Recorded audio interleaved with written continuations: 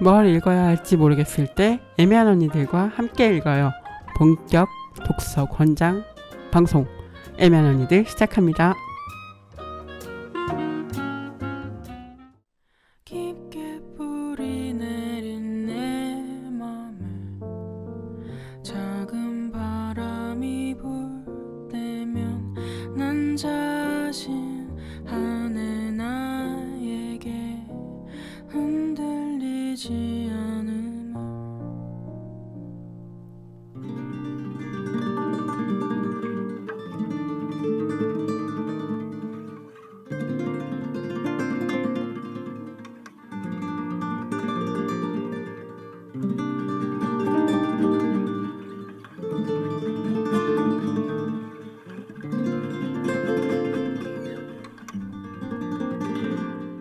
네가 불기 전엔 누구도 나를 흔들 수 없었네.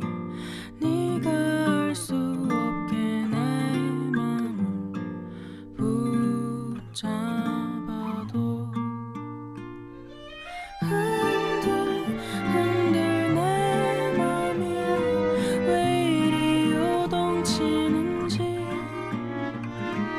그저 잠시 보다가 날 스쳐가길.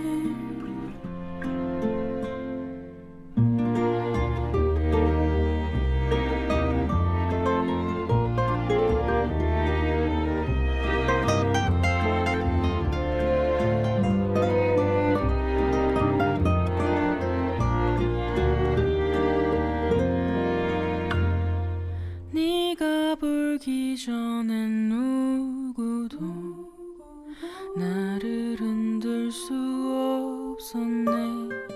네가 알 수 없게 내 맘을 붙잡아도 흔들 내 맘이 왜 이리 요동치는지 그저 잠시 보다가 날 스쳐가길. 흔들 내 맘이 왜 이리 요동치는지 그저 잠시 보다가 날 스쳐가길.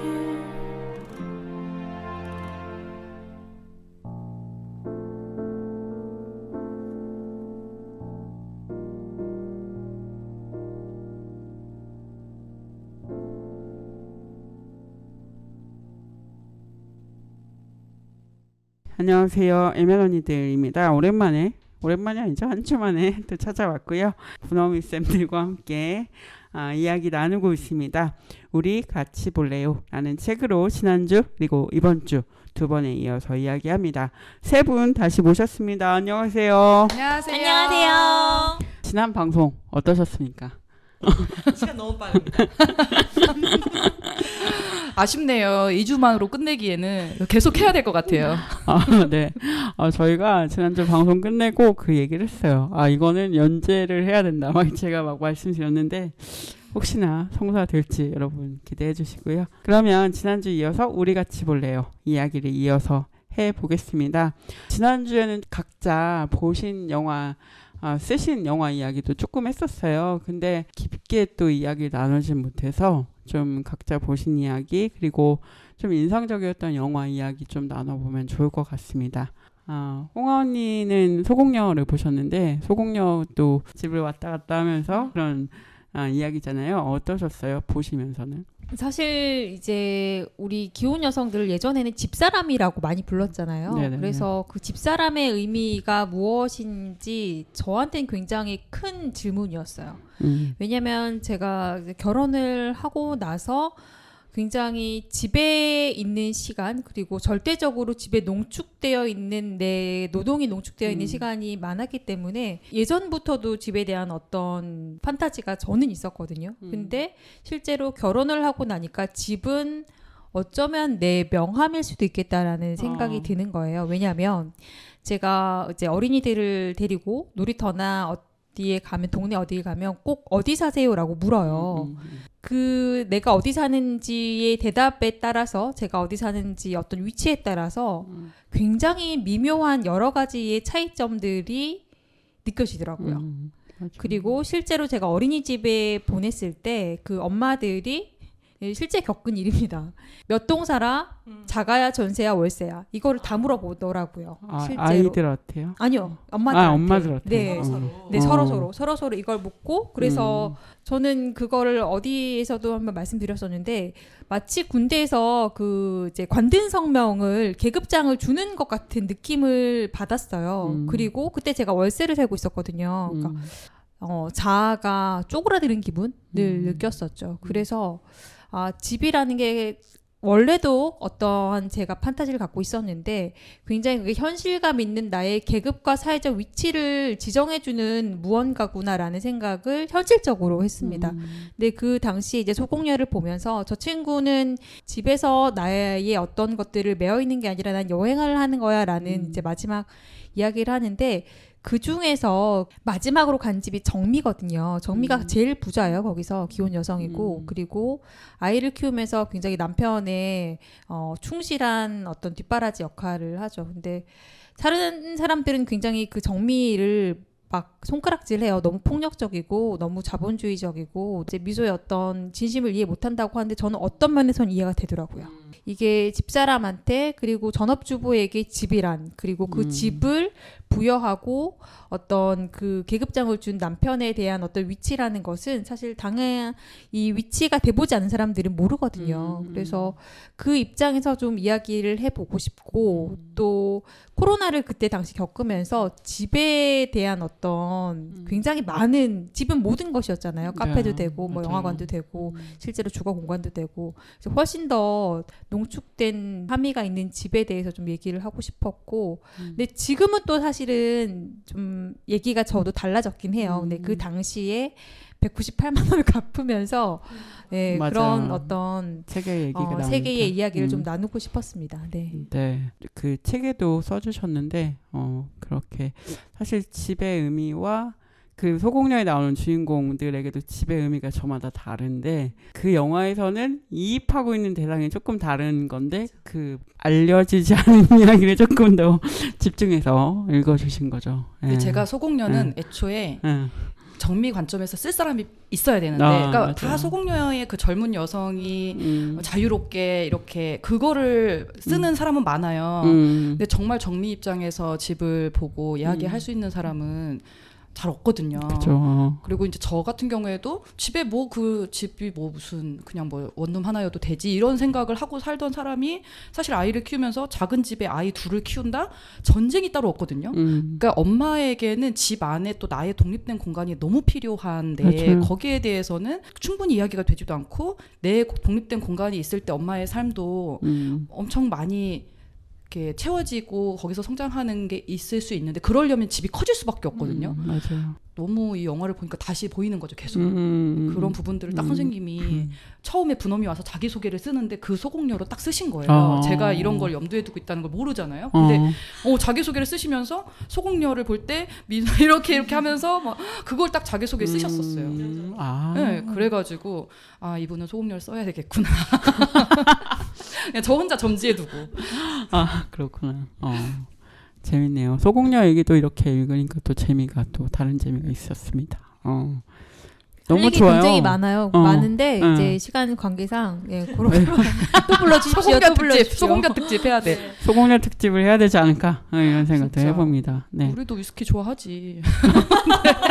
저는 집 이 영화 나가서 보면서 위스키가 제일 궁금했거든요. 사실은 저 남편한테 나는 모유수유를 그만두고 나면 위스키라는 취미를 갖고 싶어라고 이제 남편한테 얘기를 했었어요. 이 영화를 보고 맞아요. 드셔보셨어요? 영화 보시고 혹시? 네, 먹었죠. 근데 제가 술을 잘 먹고 생겼는데 잘 못 먹어요.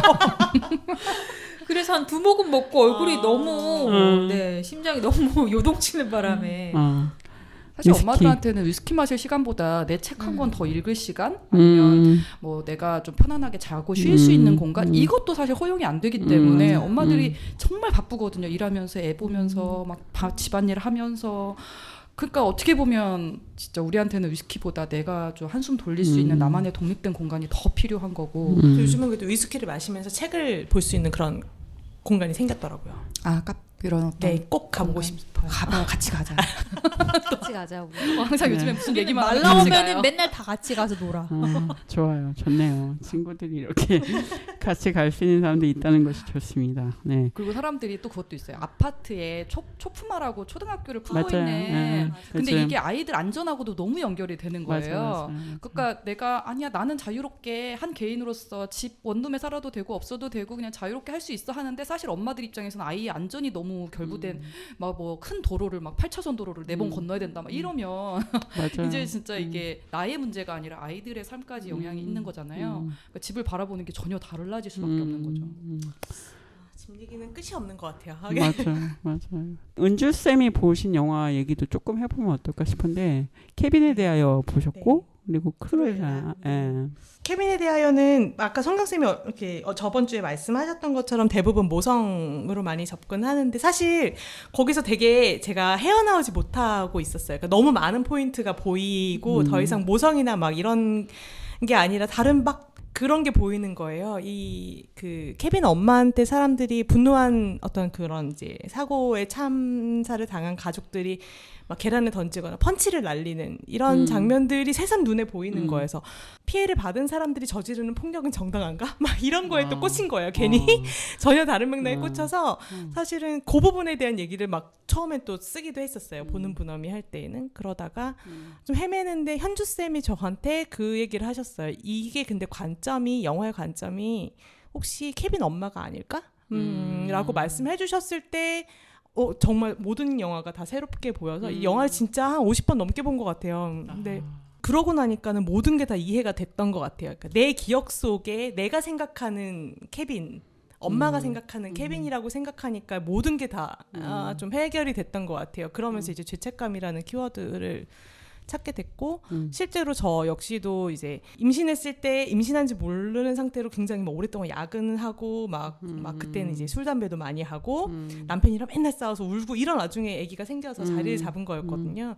그러니까 굉장히 폭력적인 상황 속에서 생겨난 아기였는데 그래서 이 아이에게 평화를 주고 싶다는 생각에 자연주의 출산을 하겠다고 했는데 응급제왕 수술을 하고 또 막 모자 동실 하려고 했는데 인큐베이터 가게 되고 그 모든 상황이 뭐 굉장히 내가 의도한 것과 다르게 되는데 그 후에 모든 일들이 다 얘가 좀만 울면 그때 나랑 함께 있지 못하고 일주일 동안 병원에 입원해서 그랬나 막 이런 식으로 그러니까 사실 모든 게 죄책감으로 떠오르는 거예요.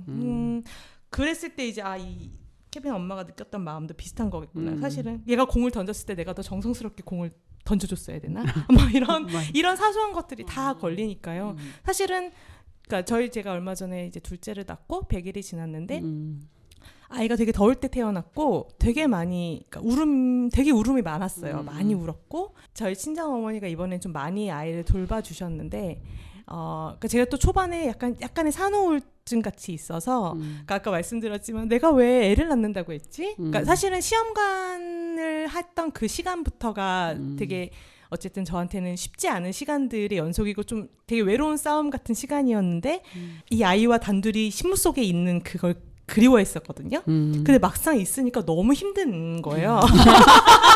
까먹었어. 망각의 동물. 그러니까 얘는 계속 너무 울고 계속 2시간마다 내가 막 뭔가를 해줘야 되고 막 이런 와중에 지금 뭐 가령 이런 거예요. 성경쌤은 분업이 활동하시다가 막 상도 받으셨어요. 또 같이 그때 우리 녹음했던 나리쌤도 막 새로운 책을 막 벌써 막 몇 권을 내셨어요. 남들은 계속 이렇게 발전해가고 있고 또 저희 남편도 지금 이제 연기자로 계속 뭔가 확장된 영역의 일들을 하고 있는데 저 가끔 봅니다. 네. 요즘 가끔 근데 지하철 나는 광고도 지금 여기서 아기를 보고 있는데 계속 이제 혼자 스스로 세뇌를 시키는 거예요. 이 아이를 잘 먹이고 잘 놀리고 잘 재우는 게 지금 나의 가장 큰 임무야라고 스스로 생각을 하면서도 되게 자괴감에 빠지고 그랬던 30일이 있었어요. 그리고 났는데도 애가 계속 오니까 저희 친정엄마랑 저랑 둘이서 그 얘기 했었어요. 그때 우리가 그런 마음을 먹어서 이 아이를 온전히 축복해주지 못해서 우리가 받아들이지 못해서 얘가 이렇게 많이 울고 힘들어하는 거야. 뭐 별게 아닌 것 같은 것까지도 다 죄책감으로 계속 어떻게든 맞아. 찾아내고 끄집어내는 맞아요. 거예요. 그래서 그러니까 이 친구도 사실은 자연주의 출산을 다시 시도했지만 결국 제왕절개를 해야 됐거든요. 안 나오고 이래서 또 계속 생각하는 거예요. 그때 내가 임신 기간 동안에 제가 이제 살이 노산이니까 좀 체중 조절을 좀 하고 뭘 맛있게 안 먹고 이랬거든요. 그래서 얘가 그랬나? 괜히 막 관계도 없는 걸로 이렇게 끊임없이 죄책감을 가지는. 그래서 케빈에 대하여를 그렇게 보고 나니까 사실 잘 모르겠어요. 내 아이가 그렇게 큰 범죄를 저지르고 타인에게 큰 어떤 했을 때 나는 어떻게 해야 되는가, 정말 같이 죽어버려야 돼? 막 이런 생각을 하다가도 엠마처럼 진짜 그냥 꾸역꾸역 그 시간들을 계속 되새기고, 그렇다고 또 내가 반성 어떻게 뭐 감옥에 내가 갈 수 있는 것도 아닌 거고, 그냥 결국 그 시간을 계속 곱씹고 더 좋은 그 친구의 어떤 가족이 되어주는 것 말고는 방법이 없겠구나. 계속 사랑해주는 거 말고는 방법이 없겠구나. 요즘에도 저희 그 꼬마한테 계속 얘기해요. 애기한테도 지금 너는 나에게 가장 큰 선물이고 가장 큰 축복이고 네가 지금 안겨있는 이 품이 너에게 가장 편안하고 안전한 공간이다 라는 말을, 그리고 내가 너를 처음에 온전히 받아들여주지 못해서 미안하다 이런 얘기를 이제 계속 하거든요. 근데 또 이게 또 시간이 지나면 또 다르게 보일 것 같아요. 또 다르게 읽히고. 네네네. 하지만 뭐 어쨌든 모성의 부족함으로는 절대 읽히지 않을 것 같아요. 아무래도. 맞아요. 근데 요즘에 그 금쪽 상담소나 이런 거 봐도 금쪽이도 보면 아빠랑 엄마가 이렇게 나오는데 누가 봐도 아빠도 너무 죄책감에 뭐 이렇게 내가 좀 잘해주지 못한 건 아빠들이 대부분 못 해줬거든요. 근데 아빠들은 너무 당당하게 있고 엄마를 쳐다봐. 그리고 그렇죠. 엄마들은 막 울면서 내가 너무 맞아요. 이때 이렇게 해가지고 내가 관심을 안 가져서 막 이러면서 엄마는 죄책감에 막 우는데 내가 아무리 좋게 생각해도 저 아빠는 그 육아 과정에 거의 참여를 안 했음에도 불구하고 왜 저런 일말의 죄책감에 대한 눈물을 흘리거나 내가 회사 일보다 실제로 남편과 이렇지 그런 대화를 나눴어요. 그러니까 저는 애가 너무 우는데 제가 이 아이의 욕구를 제대로 못 알아채고 있고 그래서 내가 너무 무능력하게 느껴지고, 그러니까 이미 한 아이를 9살까지 키웠는데도 내가 이걸 못하고 있다는 사실이 너무 스스로 난 너무 못난 엄마야 막 이렇게 죄책감이 느껴지는데, 남편은 전혀 다른 맥락으로 생각을 하더라고요. 그 죄책감을 가지지 않고, 그래서 제가 좀 죄책감이 들지 않아? 아빠로서 얘를 내가 지금 못 재우고 있다는 게 죄책감 들지 않아 했을 때 아니 나는 얘가 왜 이렇게 못 자지? 그러니까. 이렇게 생각을 하더라고요. 그래서 이게 느끼는 바가 가지는 마음 자체가 되게 다르구나. 되게 신기했어요. 모성이라는 건 그러니까 너무 이 압박이 심한 거죠. 모성 그러니까. 그러니까 저도 금쪽 상담소 보면 막 욕하면서 보거든요. 그 진짜 그 엄마들이 또 케빈에 대하여를 보면 다른 관점으로 보일 수도 있잖아요. 그러니까 정말 더 내가 이렇게 더 이제 해야지. 더 이런 어떤 모성 압박을 더 느낄 수도 있고. 그러니까 이게 그 케빈에 대하여서도 보면 아빠는 육아에 진짜 즐겁게만 참여를 하거든요. 그러면서 난 할 만큼 했다라고 생각을 하잖아요. 그 정말 디테일한 일상의 지긋지긋한 순간들을 다 같이 공유하고 너 오늘 하루 어땠어? 이렇게 물어보고 그런 것들이 다 쌓이는 게 육아인데 그래서 저는 길 가다가 보면 엄마들이 아이들의 하루를 물어보고 그랬어? 그랬구나 이런 말들을 다 엄마들이 하고 있잖아요. 그게 사실은 감정노동 같은 거잖아요. 이 하루를 마음을 챙겨주고 그랬구나 그리고 오늘 뭐 할까 막 그 일상의 지긋지긋한 그 말들. 근데 그런 걸 안 하는 아빠들은 왜 죄책감이 없을까? 그러네요. 케빈에 대하여 또 저도 되게 저는 어렸을 때 봐가지고 그 이로 안 봤는데 되게 그때는 이해가 안 되는 그 주인공이 이해가 안 되는 그런 영화로 남아있는데 이번에 책 읽으면서 이거 다시 봐야겠다 이런 생각을 했어요. 그 남자 평론가, 음. 영화 평론가들이 케빈에 대해서 말할 때 지금 화가 나가지고 아니 막 모성을 엄청나게 엄마가 이렇게 했으니까 아이가 이렇게 되는 거고 그러니까 그런 식으로 이야기를 하는 걸 보면 본인이 그러면 아빠 얘기는 왜 안 하며 맞아. 뭐 이런 어떤 여러 가지 시스템 사실은 저는 거기에 분어미 같은 모임만 있었어도 좀 나았을 거라고 생각하거든요. 거기 보면 케빈이 굉장히 외롭게 있어요. 이렇게 섬처럼 존재하고 남편과도 소통이 안 되지. 그렇다고 해서 분어미 같은 모임에 와서 뭐 털 수 있는 게 있는 것도 아니지. 영화에는 없잖아요. 일단 맞아요. 영화에는 없어요. 맞아요. 그래서 그러니까 어떤 사회적인 이런 관계 맺기나 엄마들이 고립되는 그런 것도 다 연결이 되는 건데 마치 그 개인의 엄마가 모성이 없고 개인이 이상한 수행하지 않아서 뭐 이렇게 되는 사실은 거죠. 이제 영유아 키우면서 요즘에 그런 뉴스 최근에 되게 많았잖아요. 영아 사례나 이런 것들이 이제 맞아요. 막 이슈가 돼서 엄청 많이 나왔잖아요. 근데 그거 보면서 그 생각 되게 많이 했었어요. 그러니까 이 모든 기사에서 아빠가 계속 부재하고 있는 거고 아빠가 없는 상황이고 혼자서 도와주는 이가 아무도 없이 되게 젊은 여성이 이 아이를 그냥 감당해야 한다면 아무것도 아는 것도 없는 상태라면 정말 저 선택 말고는 저게 이렇게 선택이라고 될 수 있다면 저것 말고는 아무것도 할 수 없겠구나를 제가 되게 많이 절절하게 느꼈던 것 같아요. 뭐 나는 이렇게 소통할 때도 있고 남편도 있고 친정어머니도 와주시고 뭐 큰애도 있고 뭐 이런데 아무도 없는 상태에서 도대체 얘가 왜 우는지 아무것도 모르고 내 몸은 내 몸과 감정은 되게 바닥인데 사실 좀 되게 많이 이해가 갔던 것 같아요. 그런 사람들이. 요즘 고딩엄빠라는 프로그램을 고딩엄빠. 네, 고딩엄빠 하고 있잖아요. 네. 근데 거기 지난 주인가 거기에 엄마가 우울증이에요. 엄마가 어릴 때 10대에 엄마가 되었는데 남편은 계속 우울증은 너의 의지의 문제다라는 식으로 공감을 전혀 해주지 않고 티네요, 지금 티.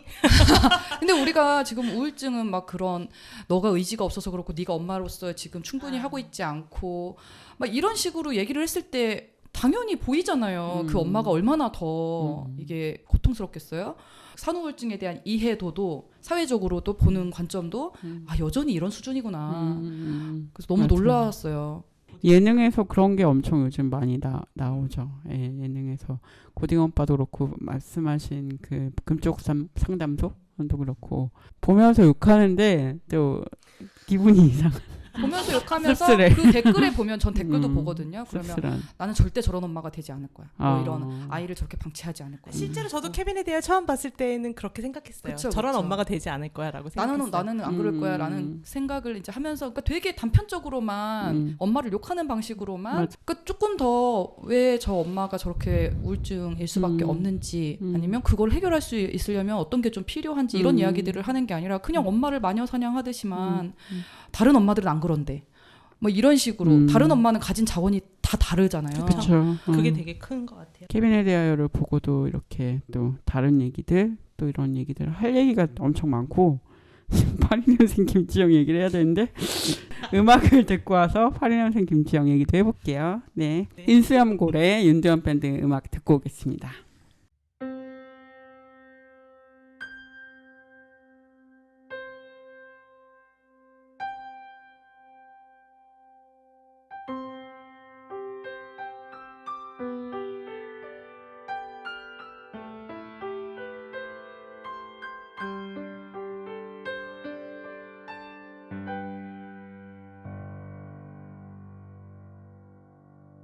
작은 연못에서 시작된 길 바다로 갈 수 있음 좋겠네. 어쩌면 그 험한 길에 지칠지 몰라. 걸어도 더딘 발걸음에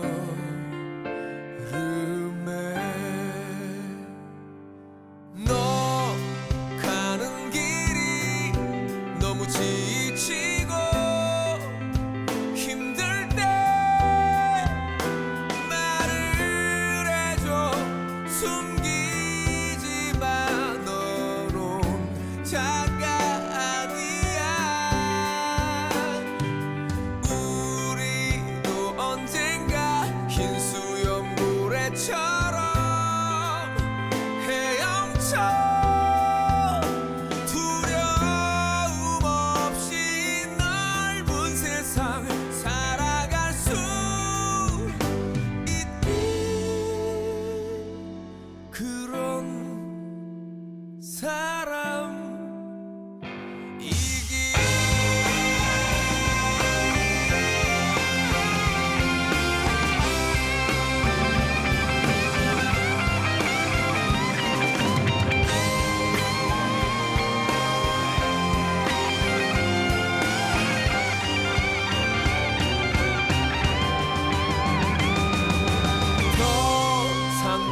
봤지만 이젠 울지마 웃어봐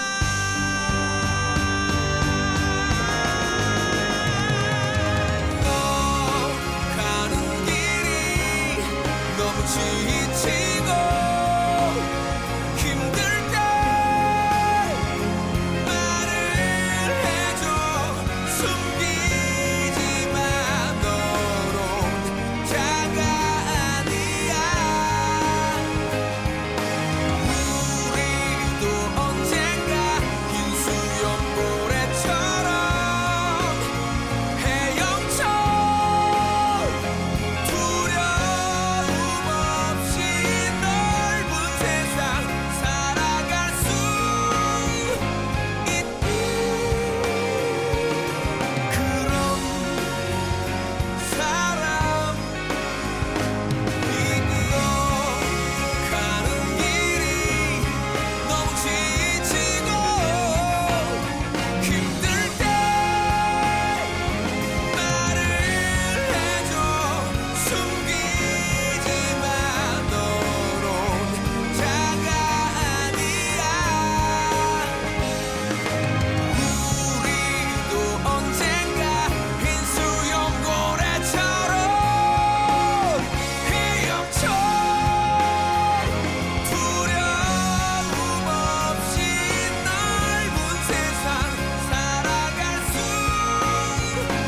있는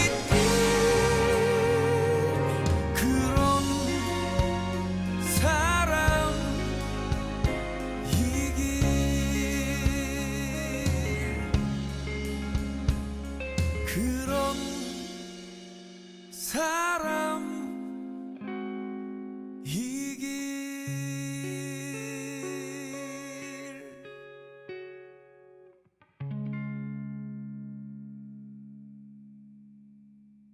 윤도현 밴드의 흰수염고래 듣고 왔습니다. 은주쌤 첫째가 좋아하는 노래라고 감사합니다.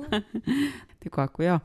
저희가 이제 영화 얘기를 하다가 너무 과열이 돼가지고 잠깐 쉬고 왔고요. 네, 그러면 성경쌤이 보셨던 82년생 김지영 이야기도 조금 해보고 싶습니다. 같이. 네, 저는 82년생 김지영 영화 이후의 이야기를 쓰고 싶었고요.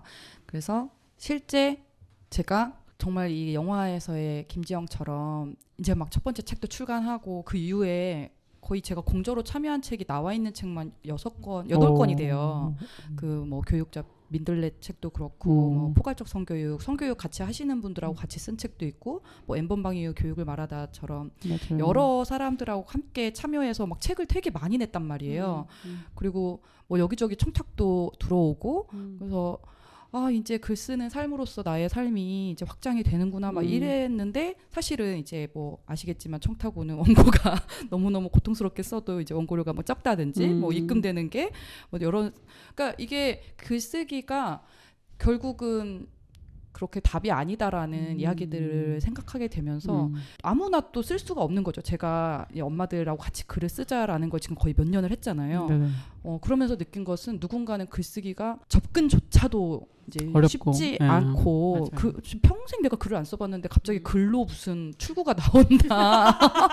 나는 인스타에 한 줄 쓰는 것도 어려워 이렇게 이제 맞아, 이야기를 맞아. 하시는 분들도 많고 네. 글쓰기는 이 김지영한테는 괜찮아. 영화 속 김지영한테는 그게 길이었을 수 있지만 내가 해보니 열심히 해본 나도 그게 힘들었고 엄마들한테 그렇게 하자고 말하기도 어렵고 그래서 누군가는 이제 또 사진을 찍는다던가 아니면 누구는 운동을 한다든가 뭐 누구는 춤을 춘다든가 뭐 이렇게 다양한 방법으로 이제 출구를 찾아가야 되는데 그게 그렇게 해서 뭔가 출구를 혼자 찾는 게 저는 답이라기보다는 엄마들이 연결되는 그 안에서 제가 느꼈던 게 되게 많은 거예요. 좋았던 게 그러니까 이 책을 내서 내가 어떤 공저가 되고 뭐 작가로서 뭔가를 하고 이런 것보다는 아까 말씀드렸던 것처럼 이 과정에서 만난 엄마들이 사실은 제 삶의 출구였던 거죠. 다양한 엄마들의 이야기를 들어보고 아 이렇게도 살 수 있구나. 아 저런 방법도 있네. 막 이러면서 제 삶이 많이 안정이 되고 채워졌던 것 같아요. 그래서 이제 분엄이 여기 보면 이제 그래서도 분엄이 모임이 달라졌다는 얘기를 제가 이제 남겨놨어요. 그러니까 그 동안에는 계속 초창기에는 정말 전투적으로 뭔가 우리가 막 되게 많이 했거든요. 맞아요. 책도 되게 전투적으로 읽고 그런 책들만 골라서 읽고 맞아요. 그래서 막 모임하면 울기도 많이 울고 막 분노하고 이런 이야기들을 위주로 했다면 요즘에는 이렇게 글 쓰면서 홈불 최명희의 홈불을 그 10권을 매달 한 권씩 읽으면서 모임을 했어요. 걷는 분어미를. 맞아. 그러니까 이제 읽고 싶은 책을 읽어야겠다. 책도 우리가 막 뭔가 전투적으로 싸우고 막 이런 거보다도 우리 삶을 좀 채울 수 있는 책으로 고르고 그래서 올해는 박완서 책 읽기로 해서 매달 한 권씩 박완서 작가님 책을 읽고 있거든요. 네. 그래서 그 안에서 되게 좋더라고요. 그 책을 여성 작가들이 쓴 책들을 편안하게 읽고 같이 맛있는 거 먹으면서 우리 삶을 나누고 그렇게 사는 게 또 그 안에서 많은 성장이 있고 재밌고 그러니까 꼭 성장 그러니까 요즘에 최근에는 성장이란 말을 하지 말자 이런 얘기도 많이 했거든요. 맞아요. 왜냐면 너무 우리가 왜 했고 모든 엄마들이 성장해서 저렇게 운동해줘야 되네요. 100만 부씩 팔고 이래야 되는 건 아니잖아요. 그러니까 우리가 성장이라는 말을 무의식 중에 되게 많이 하는데 우리가 그런 환경에서 컸으니까 우리가 그런 말 좀 안 하면 좋겠다. 그래서 정말 지금 뭔가를 하고 있는지 우리가 뭘 하고 있는지 이런 얘기를 더 많이 나누자. 뭐가 되려는 얘기 말고. 그래서 이제 지난주에 강의해 주신 선생님이 되다 말고 하다. 이걸로 강의를 해주셨어요. 우리 분어미에 지금 참여하고 계신 수미 작가라고 그 애매한 재능 우울한 엄마들의 살롱이라는 단독 저서를 내신 분이 또 분어미에 참여해서 계속 같이 하고 계신데 그때 그게 너무 인상적이었던 거죠. 그러니까 계속 제가 뭘 될 거예요. 이번에 글을 뭘 써가지고 뭐를 할 거예요. 뭘 될 거고 뭐 경력을 단절된 경력을 어떻게 보완해서 어디 직업에 어떤 뭘 할 거고 막 이런 얘기보다 지금 뭐가 재밌는지 관심사가 뭔지 그래서 홍아 언니가 교토 가서 14km 자전거를 타서 소금빵을 사온 이야기 너무 그런 게 인상적인 거죠. 저런 인생을 즐기는 저런 단편들을 더 많이 나누고 싶다. 홍아 언니 우리 데리고 교토 가서 자전거 태워주나요? 갑시다. 네. 그래서 네, 맞아요. 제 결론은 우리가 발버둥 쳐도 안 되는 그 구조적인 한계가 있잖아요. 제가 남편이랑 10년 넘게 싸웠잖아요. 근데 제가 딱 느낀 게 10년 정도를 남편이랑 싸워서 남편이 굉장히 성인지 감수성이 뛰어난 사람이 됐어요. 그래서 주변에 직장 동료나 만나는 사람들한테 뭐 김장 담갔어요? 뭐 레시피 막 공유하고 하면서 굉장히 멋진 남성이 됐단 말이에요. 그 흔히 말하는 멋진 남성상이 돼서 그래서 내가 야 나한테 고마워해라. 넌 지난 10년 동안 나한테 무료 특강으로 이렇게 훌륭한 사람이 되지 않았냐 했는데 인정을 안 하더라고요. 그러니까 거기에 대해서 내가 허무함을 느낀 거지. 나는 뭘 한 거지? 그냥 한 시민을 이렇게 성인지 감수성을 뛰어난 시민을 내가 양성했잖아. 근데 그거에 대한 사회적 존중과 어떤 금전적 보상이나 뭐 이런 게 없고 그냥 자발적으로 당신한테 진짜 너무 고마워 내가 이렇게 비난받는 50대 중선 남성으로 그렇게 하지 않고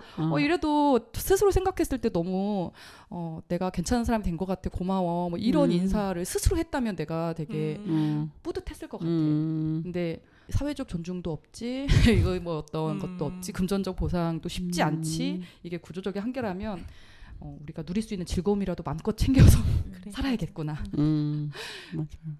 네, 82년생 김지영의 그 영화가 끝난 뒤의 이야기를 써주신 이성경 선생님이 이제 그 얘기를 또 영화 이야기로 하고 계시고요. 그 외에도 다양한 영화들에 대해서 좀 시각이 물론 뭐 우리가 영화 이야기는 다 다르게 할 수 있습니다만은 좀 사회적으로 많이 이렇게 드러나지 않았던 시각으로 좀 얘기를 많이 하고 있다는 게 또 이 책의 장점, 특장점이 아닌가. 그래서 좀 비슷한 고민을 하고 계신 분들이 읽어보면 아까 홍아 언니가 또 독자이실 때 막 밑줄 치면서 읽으셨다고 했는데 그렇게 할 만한 또 주옥 같은 구절들이 많이 있어요. 그래서 저도 되게 재밌고 새롭게 읽었는데요.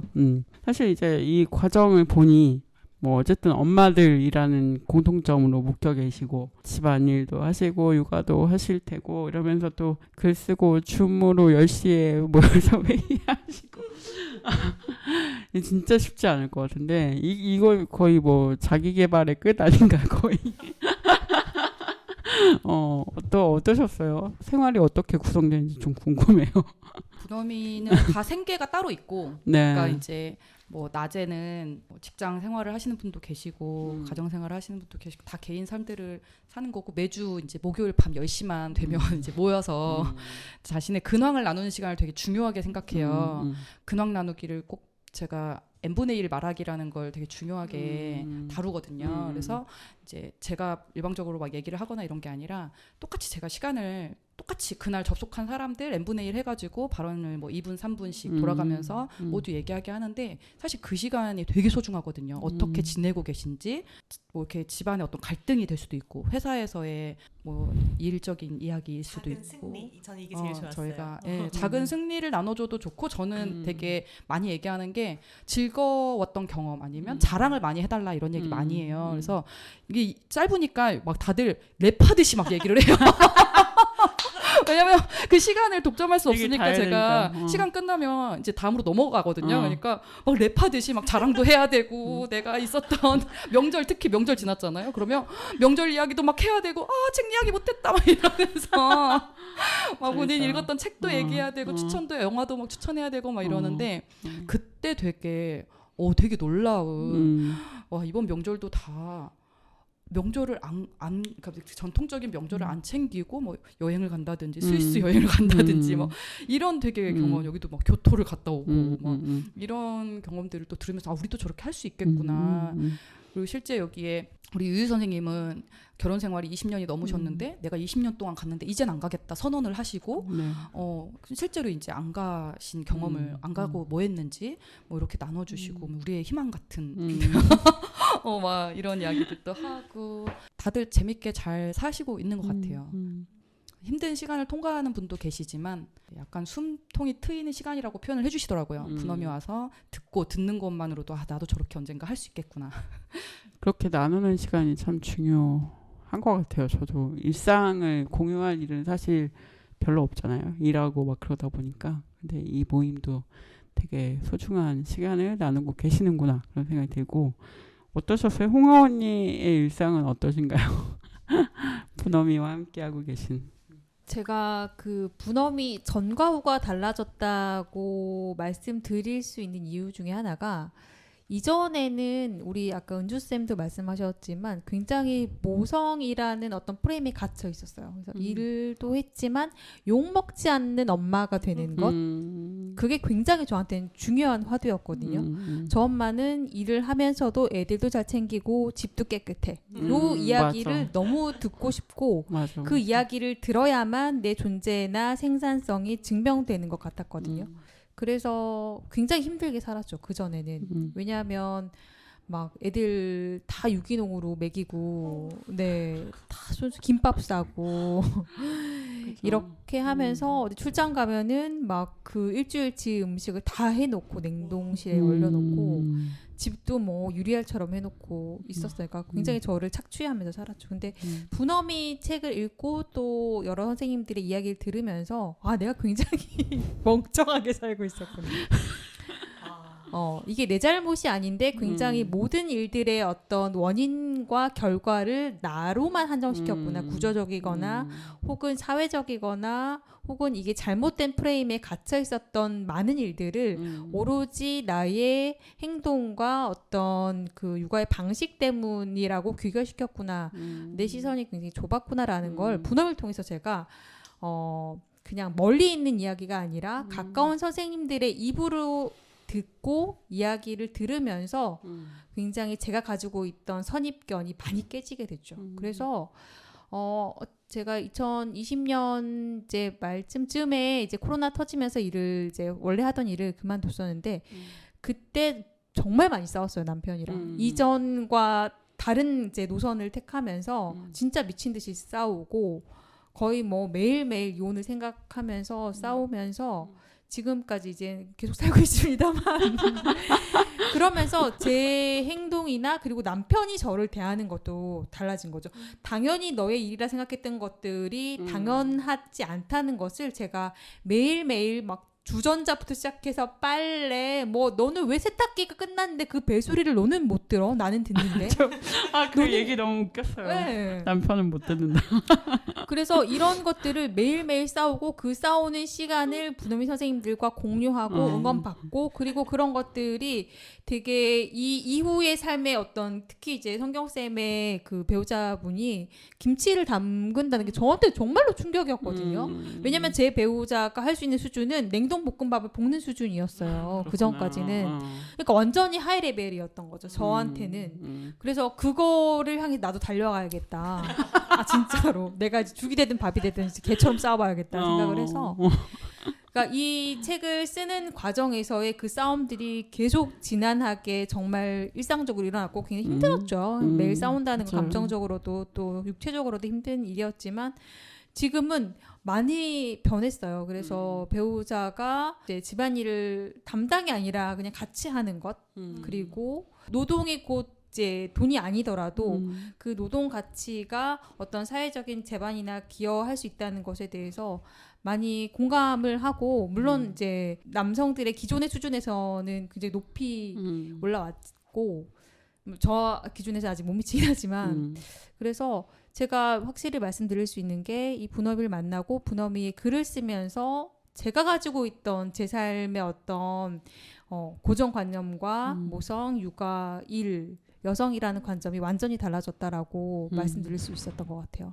네, 고생하셨다고 얘기를 드려야 될 것 같은데 고생 많으셨습니다. 진짜 싸우는 게 너무 힘들죠, 진짜. 근데 싸우는 거를 또 적극적으로 해야 되는 상황이었으니까 또 근데 또 이렇게 뭔가 응원 받으면서 한다는 그런 일주일에 한 번씩 뭔가 작은 승리라고 아까 표현하셨는데 그런 생활들이 좀 저는 얘기 들으면서 그려져서 조금 재밌기도 했습니다. 네. 드디어 남편이 빨래를 해요. 뭐 이런 거 작은 승리. 그쵸. 말은 작은 승리지만 엄청 그 과정은 너무 그쵸. 엄청 진한 그 싸움의 맞아. 결과로 맞아. 남편이 빨래를 맡게 된 거잖아요. 그쵸. 그러니까 우리는 알지. 그게 작은 승리가 아니라는 걸.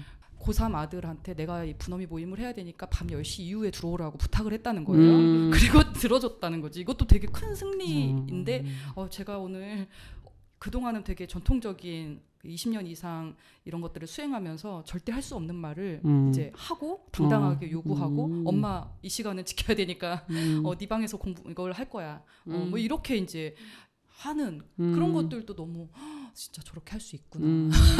맞아. 당연히 고3은 서포트를 해야 된다고 생각을 하잖아요. 맞아. 그래서 그럴 때부터 막 누가 자랑 시작하면 귀 쫑긋하고 막 어떤 자랑 하시나.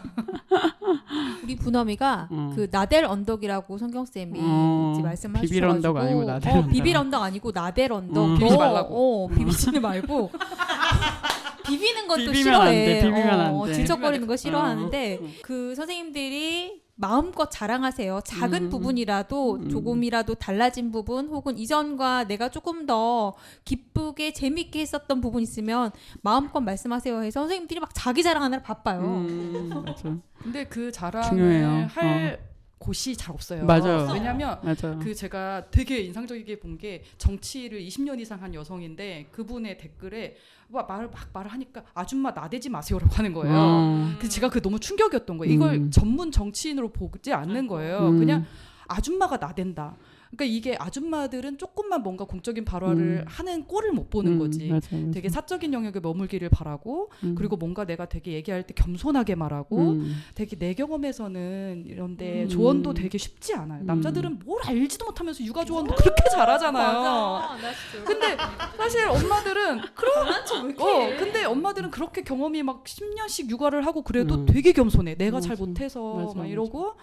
그래서 저는 그게 너무 싫은 거예요. 그래서 맞아. 엄마들이 좀 나대는 것도 연습이 필요하다. 맞아.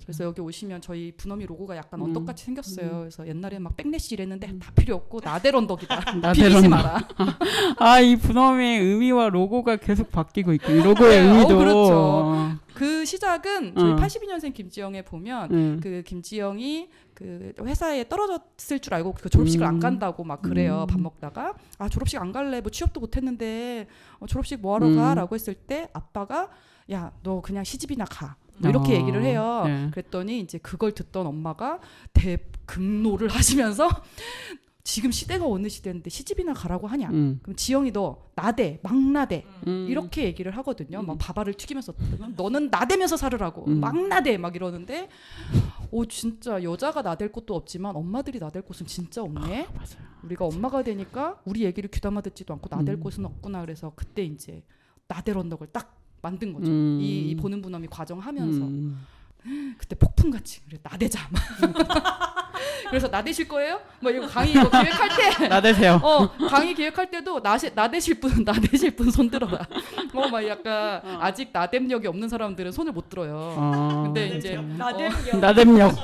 이것도 용어를 또 창시하시고 주변에 이제 사람들이 자꾸 하는 거 보고 적어. 하면서 적고 계세요 지금 나댐력. 근데 이제 같이 이렇게 하던 분들이 막 강의하고 막 하는 거 보면 자기도 이제 할 수 있겠네 이런 나댐력이 좀 채워지는 거죠. 나댐을 듣는 것만으로도 맞아요. 우리의 경험이 공적인 발화로 할 수 있는 거네라는 것들을 목격하는 것만으로도 나댐력이 충전이 된다. 분어미에서 그 시간들을 계속 만들고 있는 거예요. 앞으로 이 나댐력이라는 용어를 이제 애매한 언니들에서도 공식 언어로 채택해서 사용하게 될 것 같은 그런 느낌. 저도 너무 중요한 것 같아요. 말할 공간도 별로 없고 여성들이 이렇게 남자들은 왜 이렇게 아무런 막 정말 쓰레기 같은 말을 하는 정말 개똥 같은 말을 막 아무데서나 막 하는데 여성들은 말도 다들 너무 잘하고 너무 논리적인데도 나 말을 잘 못해서 이런 경우도 너무 많고 그래서 정말 필요한 말씀이신 것 같아요. 나댐력이라는 말이 너무 좋네요. 네. 그리고 저는 또 그 결혼식장 가면 네. 주례를 보통 아빠한테 부탁을 하잖아요. 네네네. 아까 요즘에 뭐 주례 없는 결혼식 이런 거 하면 아빠 얘기를 듣는데 전 그것도 너무 싫은 거예요. 엄마한테 들어봐야지. 엄마가 키웠는데. 엄마가 하셨어요. 아 그래요? 엄마가 키웠는데. 그러니까 왜냐하면 저는 그런 것도 가정생활에 훨씬 더 돌봄이나 맞아요. 조언도 하면 엄마의 말에 훨씬 더 힘을 실어줘야 되는데 아빠의 말에 아빠가 개뿔 뭘 한다고 거기서 결혼생활에 대해서 그러니까 맞아요. 어떤 권위 있는 말을 아빠한테 듣는 꼴도 보기 싫어 진짜. 약간 그래서 그 이제 이런 돌봄에 대해서 말할 권한 같은 것들을 공적인 발화에서는 아빠한테 너무 주고 있는 것 같아요. 엄마들한테 더 그런 기회를 많이 주면 좋겠어요. 네, 알겠습니다. 좋습니다. 그러면은 신청곡 듣고 와서 저희가 어느새 또 마무리 나댐력이라는 단어를 남기고 신청곡 하나 듣고 오겠습니다. 홍아 언니의 신청곡인데요. 돌덩이 듣고 올게요. Hit me and don't make me strong.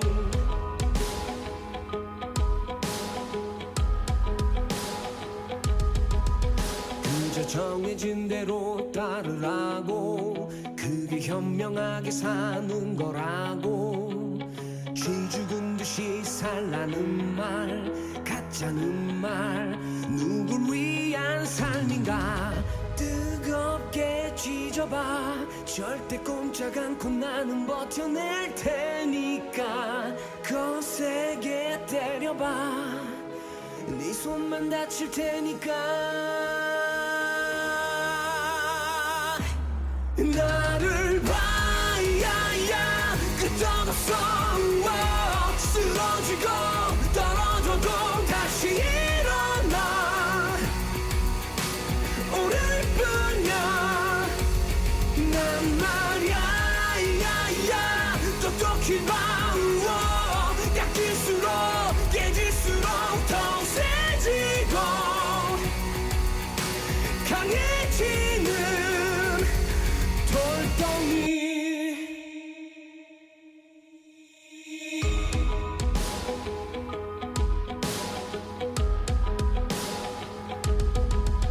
감당할 수 없게 벅찬 이 세상 유독 내게만 더 모진 이 세상 모두가 나를 돌아섰고 비웃었고 아픔이고 나였지 시들고 저무는 그런 세상 이치에 날 가두려 하지마 들려도 괜찮아 이 삶은 내가 사니까 나를 봐야야 끝없어 쓰러지고 떨어져도 다시 일어나 오늘 뿐이야 난 말야 야야 똑똑히 봐 약일수록 깨질수록 더 세지고 강해지는 돌덩이 누가 뭐라 해도 나의 길 오직 하나뿐인 나의 길 내 전부를 내걸고서 hey! 걸어가야야 계속해서 부딪히고 넘어져도 다시 일어나 걷는 거야 언젠가 야야 이 길 끝에 서서 나도 한번 크게 한번 목이 터져라 울 수 있을 때까지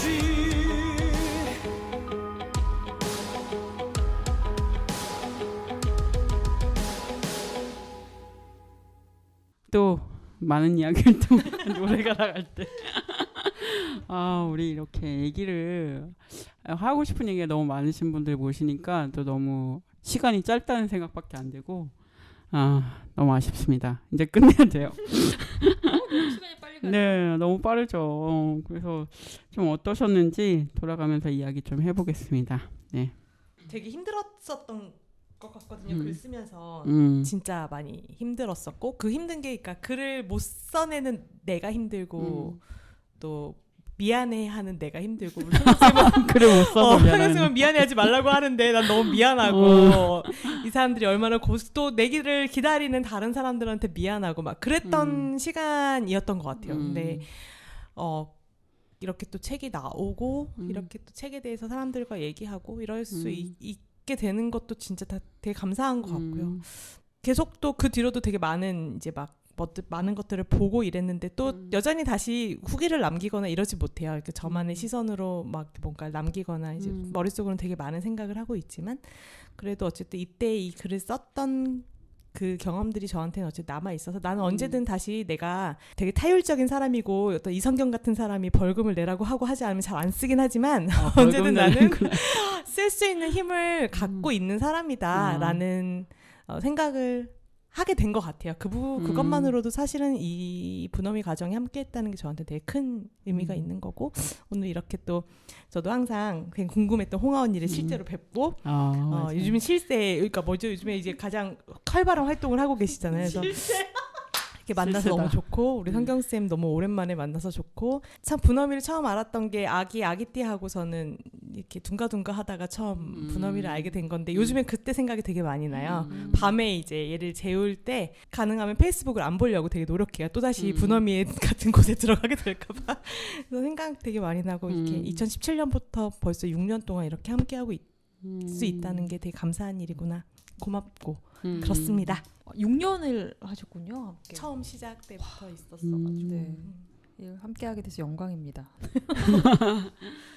저는 지금 이제 또 이 책을 가지고 이 두 분과 얘기를 나누면서 시공간을 나눈다는 건 굉장히 놀라운 일이구나라는 생각을 했어요. 이 글을 통해서 시공간을 나눈다는 것. 그래서 은주쌤의 이야기 또 케빈의 대학의 영화를 좀 떠올려 보면서 내가 과거를 반추하면서 가지고 있었던 어떤 의문이나 질문들을 또 지금 할 수 있고 또 1년 혹은 뭐 10년 뒤에도 할 수 있다는 매개체를 우리는 함께 나누고 있는 거잖아요. 이 책이 뭐 10년 뒤에 절판돼도 나한테는 있으니까 내가 이 책 제일 많이 샀을 거야. 내가 제일 많이 사. 나 20권 사. 여러분 안 돼요. 여러분이 많이 사셔야 돼요. 네. 그래서 이 글을 가지고 시공간을 함께 공유하고 있다는 것은 과거와 현재와 그리고 미래를 함께 나눌 수 있는 어떤 연결고리를 우리가 함께 만들었구나라는 생각을 했고, 그래서 오늘 사실 특별한 기댄 그냥 네, 신나게 왔는데 더욱더 알차고 뭔가 얻어서 배워서 가는 것 같아서 너무 감사드리고 이 자리를 계속 마련해 주시면 더 좋을 것 같다라는 네. 생각도 듭니다. 네. 네. 아우 또 앞으로 또 할 얘기들이 기대가 되네요. 네. 네, 저는 언제나 느끼는 거지만 엄마들은 말할 준비가 되어 있다. 근데 이 사회에서 들어줄 사람이 없어서 말할 곳이 없는 게 항상 아쉽고 되게 우리 이야기를 어디에서 불러줄까 그 기대하고 있는데 우리 애매한 언니들에서 불러주셔서 또 이렇게 한 번 더 우리 엄마들이 이야기할 수 있다라는 것 자체가 너무 감사했고, 이걸 또 아는 사람이 호응하면서 이야기하는 게 또 귀하거든요. 맞아요. 그러니까 이게 또 엄마들의 이야기에 관심 있는 거, 얼마나 아이를 잘 키우나, 서울대에 몇 명을 어떻게 보내나 이런 거에는 관심이 많지만 우리처럼 어떻게 집안일을 안 하고 나를 1박 2일 여행을 어떻게 가능할 수 있게 하나, 나를 위한 어떤 한 개인으로서의 목소리를 내는 건 원치 않아요. 이 사회가 그 누구도 엄마가 개인이 되는 건 원치 않는 사회에서 우리 이야기를 들어주셔서 그게 가장 감동이고요. 또 자주 이렇게 불러주시면 좋겠습니다. 저야 뭐 많이 나와주시면 너무 좋고 신나죠. 예. 저는 개인적으로 이제 오랫동안 저도 나름 띄엄띄엄 보긴 했지만 뭔가 인연을 이렇게 느슨하게 가지고 오면서 저도 봤기 때문에 너무 좀 멋있고 항상 응원을 하게 됩니다. 네. 감사합니다. 이렇게 또 저는 그 구주 분함이 하시는 거 보면서도 너무 좋았거든요. 너무 전 대단하다고 생각합니다. 정말 너무 대단하다. 근데 나는 왜 엄마가 아닐까 이런 생각을 조금 하기도 하고, 그러면서 이렇게 계속 만날 수 있다는 것에 또 좋았습니다. 오늘도 나와주셔서 너무 감사하고요. 네, 세 분 또 곧 뵙겠습니다. 그래서 마지막으로 홍아언니의 신청곡 크립 라디오헤드의 음악 들으면서 인사할게요. 감사합니다. 감사합니다.